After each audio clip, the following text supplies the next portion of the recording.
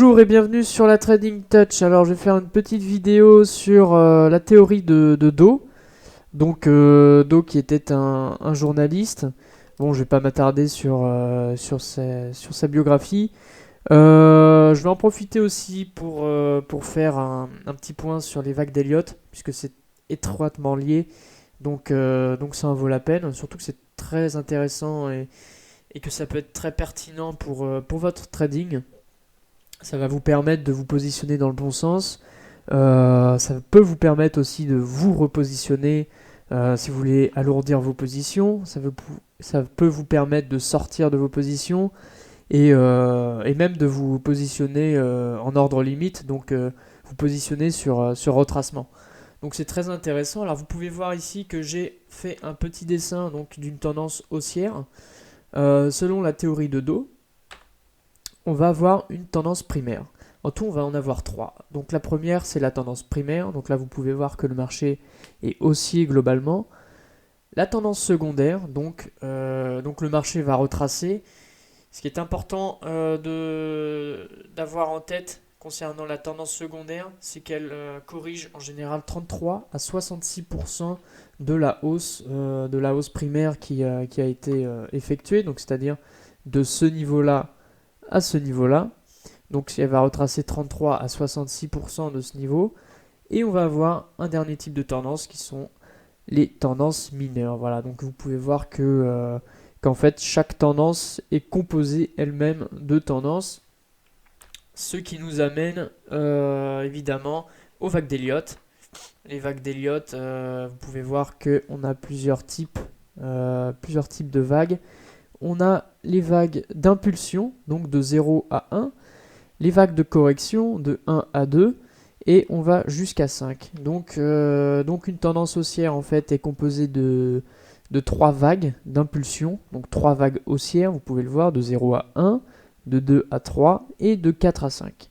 La vague de 1 à 2 et la vague de 3 à 4 sont des vagues de correction, donc durant lesquelles le marché va corriger. Petit fait intéressant, c'est que la vague de 2 à 3, cette vague d'impulsion est en général la plus forte, celle qui va donner la plus grande impulsion au marché, tout simplement parce que la tendance a pu être évaluée en fait par les différents intervenants. Et la phase de 0 à 1, c'est la phase, si vous êtes sur des actions, peut-être là où les initiés vont se positionner, les gens qui savent un peu avant tout le monde, ceux qui connaissent un petit peu leur secteur. Ça peut être les commerciaux. En parlant de commerciaux et non commerciaux, je ferai une vidéo sur le COT. Mais bon, revenons à nos vagues d'Elliott. On a ces vagues, voilà. Et ici, vous pouvez voir qu'en noir, il y a une vague qui fait la vague 0A, AB et BC. Alors, ça, c'est la composition d'une vague de correction. C'est-à-dire que chaque vague de correction, comme vous pouvez en voir une ici de 1 à 2, va être composée de ces vagues-là.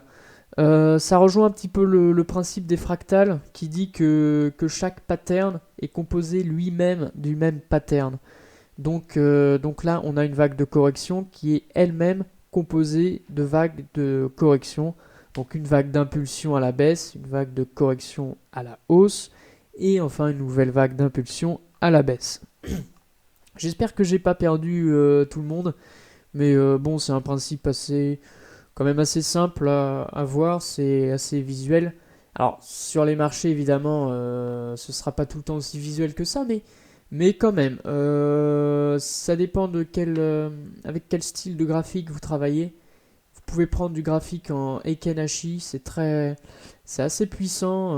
Moi j'aime bien puisque c'est un graphique qui va vous dégager en gros les grosses lignes des tendances du marché.